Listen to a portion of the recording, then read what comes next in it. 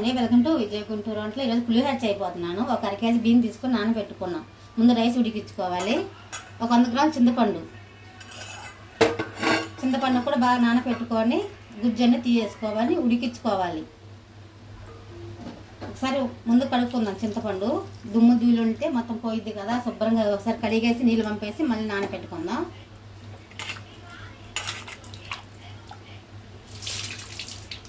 ఇలా కడిగాను, ఒకసారి నీళ్ళు కడిగేసి వంపేసాను. కొంచెం వాటర్ పోసుకొని బాగా నానాలి. ఒక 10 నిమిషాల దాకా నానబెట్టుకొని చింతపండు బాగా పిసుక్కొని గుజ్జన్ని తీసేసుకోవాలి. పిప్పని పడేసి గుజ్జు తీసుకోవాలి.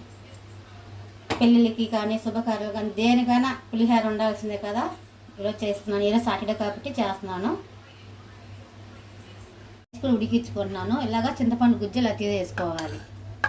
పిప్పని తీసేసి ఇలాగ తీసేసుకోవాలి గుజ్జు. ఇప్పుడు స్టవ్ మీద పెట్టి ఉడికించుకోవాలన్నమాట. స్టవ్ వెలిగిద్దా, ఆ సిమ్లో పెట్టి కలుపుతూ ఉండాలి, అడుగు పట్టిద్ది.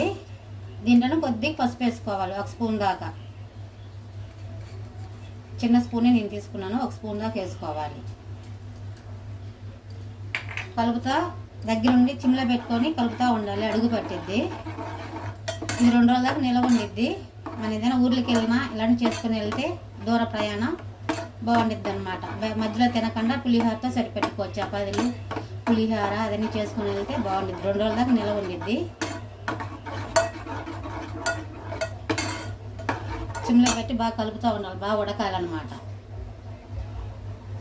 చింతపండు కూడా ఇలా ఉడికింది, దగ్గర పడింది అనమాట. ఇలాగా స్టవ్ ఆఫ్ చేయొచ్చు.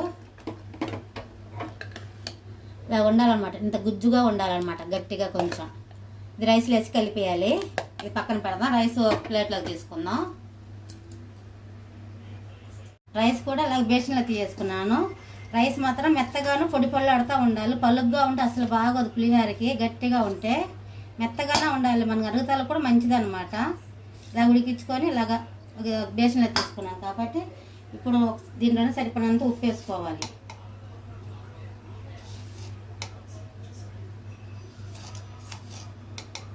ఒక 2.5 స్పూన్లు వేసాను. కొంచెం ఆయిల్ వేసుకోవాలి.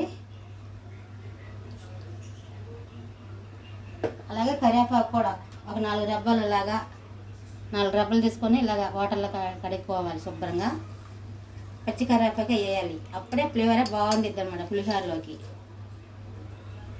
తాలింపులో కూడా వేయాలి. మళ్ళీ వేడన్నంలో ఇలాగ వేసేయాలన్నమాట. చింతపండు గుజ్జు కూడా వేసేయాలి. చింతపండు గుజ్జు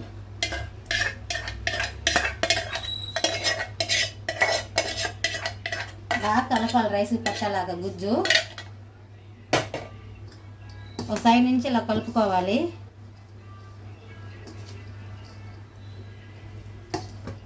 వేడన్నంలో ఇలాగ వేసి కలిపేయాలన్నమాట. ఆయిల్ కానీ కరివేపాకు చింతపండు గుజ్జు.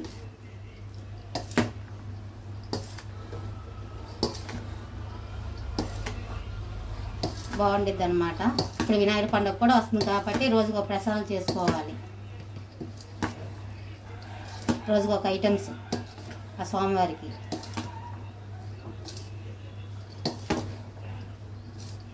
కొంచెం ఆరాలన్నమాట. కలిపేసిన తర్వాత ఫ్యాన్ కింద పెడదాం. ఆరాలి, తాలింపు తర్వాత వేసుకుందాం.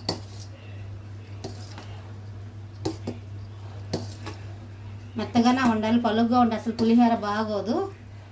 మెత్తగాను కొద్ది పొడి పొడిలాడుతూ ఉండాలి. రైస్ మాత్రం ఎప్పుడన్నా గుర్తుపెట్టుకోండి. పిల్లలు బాక్సులు పెట్టడానికి ఈజీగా ఉండేది. ఎప్పుడన్నా కూరగాయలు లేనప్పుడు ఆఫీస్కి పంపించే వాళ్ళకి కూడా అలా చేసుకుంటే ఈజీగా ఉండేది. కర్రీ కూడా అవసరంలా, అట్టగా తినేయచ్చు.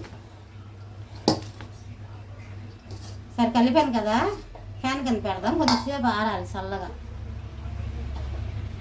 చల్లరే లోపల మనం కొద్దిగా పల్లీలు వేపుకుందాం. తాలింపుకి కొద్దిగా ఆయిల్ వేసుకోవాలి. పల్లీలు ఒక 1/2 కప్పు. పల్లీలు వేసుకోవటం వల్ల పులిహోరకి ఇంకా టేస్ట్ బాగుండిద్ది. మనం తింటా ఉంటే అది తగులుతూ ఉండిద్ది కదా, బాగుండిద్ది అనమాట. బ్రౌన్ కలర్ వచ్చేలాగా వేపుకోవాలి. మాడిపోకుండా కొద్దిగా బ్రౌన్ కలర్ వచ్చేలాగా వేపుకోవాలి.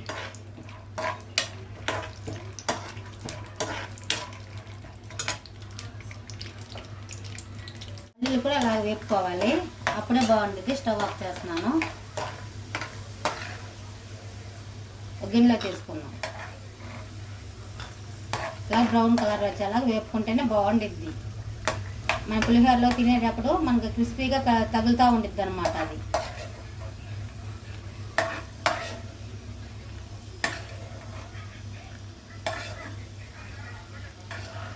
పులిహోర కొద్దిగా చల్లారాలి, తర్వాత తాలింపు గింజలు వేద్దాం.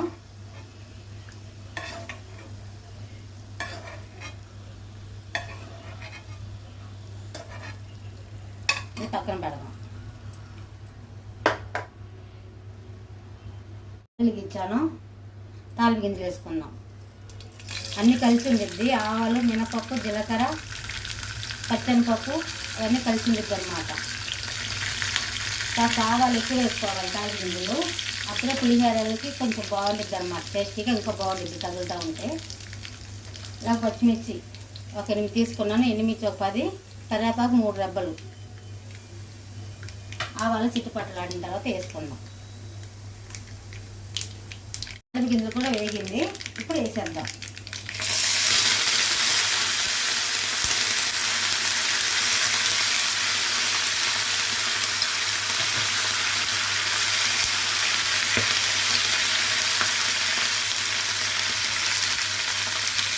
పచ్చిమిర్చి, కరివేపాకు అదని వేగిన కదా, ఇలా వేగితే సరిపోతుంది. స్టవ్ ఆఫ్ చేస్తున్నాను.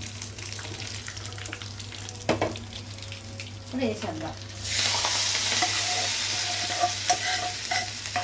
కమ్మటి వాసన వస్తుంది, బాగుంటుంది స్మెల్ కూడా. పులిహోర అంటేనే స్మెల్ బాగుంటుంది.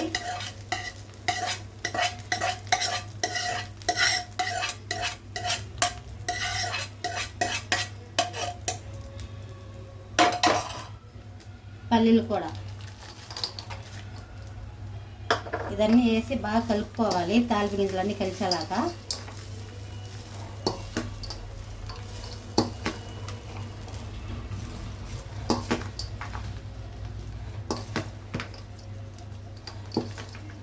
బాగా కలిసిపోవాలి రైస్లో తాలింపు గింజలు మొత్తం.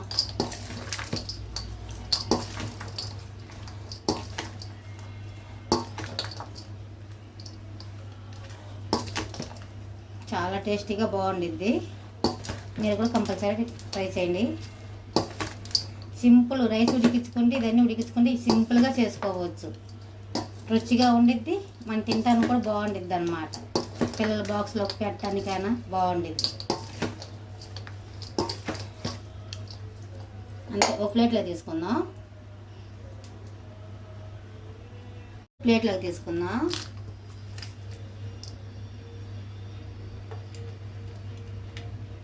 ఇలాగా ఉండాలి, పొడి పొళ్ళాడుతూ మెత్తగా ఉండాలి.